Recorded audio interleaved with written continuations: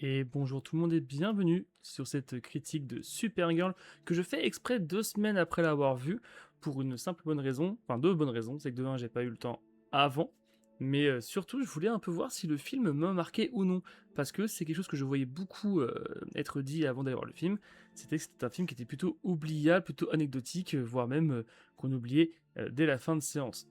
Et du coup, est-ce que c'est vrai? Eh bah, effectivement, autant Superman, quand j'ai fait ma critique, je n'ai même pas eu besoin de le revoir, que je me rappelais de quasiment tout.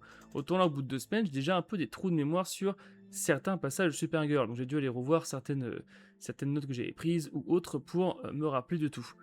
Ceci étant dit, Supergirl s'est fait démonter. Voilà, Supergirl est un film qui a beaucoup divisé. Tout comme, rappelez-vous, il y a maintenant quasiment 2 ans, j'ai fait la critique de Captain America, Brave New World, je crois que c'est ça le titre, hein, je sais déjà plus c'est quoi le titre. Le quatrième quoi. Et pareil, je trouvais que les gens ont été ultra injustes avec le film. Et bah je réitère ici en disant que les gens ont été ultra méchants avec Supergirl, qui est un film, franchement, certes pas mémorable, mais sincère. On sent que c'est un film qui va raconter des choses, qui n'est pas complètement formaté et complètement lisse en mode super-héros random, comme les gens essaient de faire le croire. Il y a des thèmes, des choses quand même assez graves qui sont quand même évoquées. On parle de trafic d'êtres humains, on parle quand même de pédophilie, tout ça. C'est quand même des termes assez forts. Et là où effectivement on pourrait dire que c'est légèrement mis en second plan, je trouve quand même que c'est vachement présent, vachement omniprésent, et que on ne passe pas non plus trop en dessous, genre on esquive pas trop le sujet, il est vraiment là, présent et important. Et c'est pour ça, tout comme Superman, que je voulais commencer par ça, c'est que j'ai l'impression que James Gunn, dans son univers, est déjà en train de nous habituer à ça, nous habituer à, eh ben mes films, dans mon univers, ils vont avoir des thèmes forts, ils vont avoir des thèmes importants, des thèmes qui peuvent un petit peu déranger aussi. Voilà. Bon, ça c'était pour du coup l'avis global du film. Je le trouve vraiment top. Enfin, top dans le sens où je le trouve vraiment bien. C'est-à-dire que je lui mettrais un petit 6,5, 7 sur 10, quoi. Parce qu'il est vraiment sympathique. Il est vraiment cool, sympathique, voilà, bien. J'ai pas passé un mauvais moment du tout devant, mais j'ai pas passé un moment délicieux slash fabuleux comme dans d'autres films qu'on a pu traiter sur cette chaîne. Par exemple, voilà ce que j'ai apprécié. J'ai apprécié évidemment Superman qui, qui apparaît. Et bon, ça, vous avez compris que l'actrice Superman, que j'aime beaucoup, l'acteur, le personnage et tout ça, ce que James Gunn en fait actuellement. J'adore l'actrice Millie Alcock, j'aime beaucoup son interprétation de Supergirl. C'est exactement comme ça que Supergirl est dans ma tête depuis que je suis gamin. Du coup, je suis trop content de la voir à l'écran. Elle, vraiment, c'est. Elle est le personnage, voilà, littéralement, c'est elle, c'est tout ce que je voulais voir et j'adore pour le coup. Ces petites, voilà, j'ai vu en VO le film et ces petites gimmicks de voix, tout ça, un peu insolente, ça la rend très attachante. Et j'adore la fin aussi. Alors, comme d'hab, on va spoiler. Hein, la fin où elle répète beaucoup à Ruthie que la vengeance ne sert à rien, que tuer des gens ne sert à rien, tout ça, que pour elle, ensuite, dans son dos, tue le méchant principal. J'ai trouvé ça très fort parce que j'ai eu peur qu'on soit sur une fin qui fasse un peu Superman-like, genre trop Superman, et non, on est bien sur une Supergirl, un perso qui est très gris, qui a des vices, qui a des gros défauts, et ça a fait vraiment plaisir. C'est quelque chose qui, justement, je trouve ça très intéressant d'avoir juste après Superman. Ensuite, du coup, justement, j'ai parlé de Ruthie, qui est du coup un peu le perso secondaire, le sidekick de Supergirl. Irritant au tout début. Au tout début, vraiment, je pouvais pas me la voir. Dès qu'elle a passé à l'écran, je suis là, putain, arrête, on s'en bat les couilles un petit peu. Même si le perso est quand même existant dans le comics Woman of Tomorrow. Voilà, donc faut pas non plus l'ignorer. Mais Ruthie, voilà, était irritante au début. Mais en fait, rapidement attachante. Voilà, en fait, la dynamique, le contraste Supergirl et Ruthie fonctionne vraiment. Et j'ai eu peur que Ruthie, genre, ça fasse un peu comme c'est un Disney, genre Supergirl elle est ultra méchante et Ruthie elle est là justement pour commencer à dire mais non, tu n'es pas comme ça Supergirl, sois meilleure. Et finalement pas du tout. Les deux restent comme elles sont, sans éviter le manque d'évolution justement, les deux évoluent quand même, mais restent fidèles à elles-mêmes. Et ça je trouve vraiment trop cool. D'ailleurs pareil, on parle des personnages, on peut revenir du coup sur le méchant, j'ai plus son nom malheureusement, désolé. Mais le méchant, je trouve ça cool que on est un méchant. Et ça, j'ai l'impression qu'avec Superman et maintenant Supergirl, c'est un truc que James Gunn va mettre en place un peu. C'est que les méchants, c'est des méchants.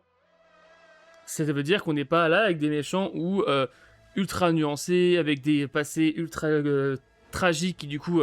ah mais je peux comprendre du coup pourquoi il est méchant. Non, non, là c'est vraiment des vrais bad guys, des vrais saloperies, hein, littéralement. Des saloperies. Et tout comme dans Superman, le méchant est une saloperie, mais il y a un second truc méchant, pas forcément un méchant, mais un second personnage un peu plus neutre, un peu plus anti-héros dans le même film, qui vient contraster le tout. Là, on peut dire qu'il y a Lobo et Supergirl un peu à la fois, et dans Superman, on avait genre Mister Terrific, Guy Gardner, etc. Voilà.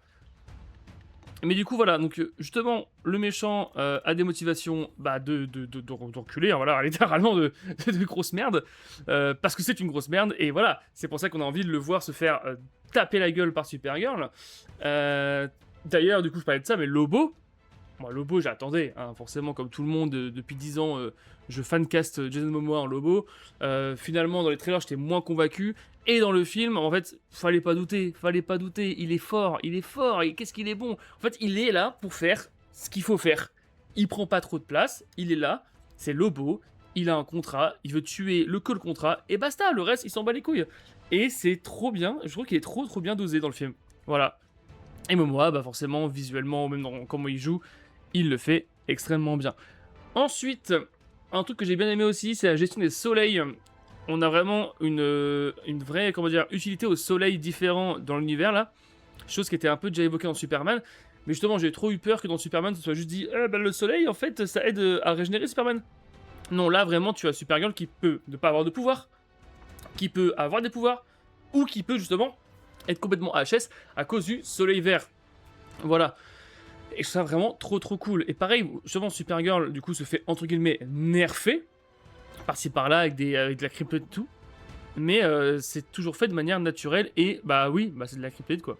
C'est genre, littéralement, la faiblesse numéro 1 des Kryptons. Donc voilà. En parlant de ça, effectivement, pareil, la DA de Krypton, la planète, elle est top, j'adore, je suis trop fan des lumières et tout, c'était trop beau.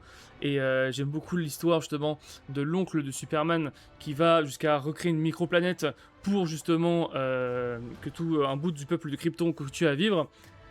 Et c'est voilà, je trouve ça vraiment trop top. Mais alors, voilà, là je suis en train de danser le film à fond. J'encense le film à fond, mais parce qu'il y a quand même des petits défauts par-ci par-là qui sont quand même, je trouve, pas très mineurs hein, comme défaut. Par exemple, le rythme. Le rythme est pas aussi catastrophique que les gens aiment le dire, mais il est pas top. Il y a comme des petits longueurs, comme des petits moments où ça va trop vite. Et voilà, quand le film s'arrête, t'es un peu en mode ah, ouf, quand même. Mais on est loin de Meur Galaxy, hein, très clairement au niveau rythme à chier. Mais on est quand même sur un film qui a un rythme un peu décousu, tout simplement. Pareil, ensuite, il y a un truc qui m'a dérangé, c'est que du coup, bah, il a été vendu comme étant l'adaptation de Woman of Tomorrow. C'est pas vraiment le cas, c'est timidement le cas, on va dire. Et c'est un peu dommage. Du coup, on est plus sur un sorte de Guardian Galaxy. Alors pourtant, je n'aimais pas cet argument au début, mais bah, c'est vrai, en fait, on est un peu sur un sorte de petit Guardian de Galaxy. Et voilà. Pareil, ensuite, le truc qui m'a dérangé, c'est que encore Crypto qui est pas bien, Crypto se fait kidnapper, Crypto de ceci, Crypto cela. En fait, là, en 2 films de DC Studios, Crypto, c'est un MacGuffin dans les 2 cas, et c'est un peu dommage. Dans le premier cas, il se fait kidnapper par Lex Luthor. Dans le second cas, il se fait mettre en mal par le méchant. J'espère que Man of Tomorrow, voilà, le prochain du coup de la saga Superman, on va dire. J'espère, je considère Supergirl comme le second film Superman, mais j'espère quand même grandement que Crypto, on va le laisser tranquille, quoi. Laisser tranquille Crypto, que ce soit pas encore lui qui se fasse kidnapper ou quoi. Ça serait un peu relou, quoi. Mais pour moi, le plus grand problème du film, vraiment l'énorme problème du film, et non, c'est pas le fait que l'actrice soit moche, d'après Twitter, bien sûr, hein, mais ça, faut pas écouter Twitter, évidemment que non, faut pas les écouter, ces mecs-là. C'est des connards, voilà, tout simplement. C'est la scène finale. La scène finale sur ce petit désert à la con, là. Qu'est-ce que c'est laid, qu'est-ce que c'est moche, mon dieu, ça m'a sorti du film à quel point c'était moche. En fait, tout le long du film, c'est plutôt ok niveau effets spéciaux, c'est même plutôt bien à certains moments. Je pense à la scène du bus là, où justement elle récupère ses pouvoirs et tout, Supergirl. La scène du bus est vraiment convaincante, mais la scène finale, tout embrumée et tout là, elle est horrible. Et je parle même pas du moment où il y a cette musique un peu pop, un peu love song bizarre qui arrive là, où vraiment qu'est-ce que c'est, où est-ce qu'on est. Enfin voilà. C'était la petite critique de Supergirl. Donc, globalement, un film que j'ai vraiment bien aimé. Mais j'attends quand même que Man of Tomorrow soit un peu au-dessus de ça. Je l'espère. Mais en tout cas, moi, l'univers d'ici pour l'instant, Je l'apprécie vraiment bien. J'ai pas encore vu Kratos Commandos et j'ai pas encore terminé Peacemaker. Mais toi, la Clayface, c'est le prochain film qui arrive. J'ai très très hâte. Ça va être grandiose, je pense, ça pour le coup. Je veux dire, un film de super-héros qui en plus est un film d'horreur, c'est forcément bien. Enfin voilà. Merci d'avoir suivi, portez-vous bien et ciao tout le monde.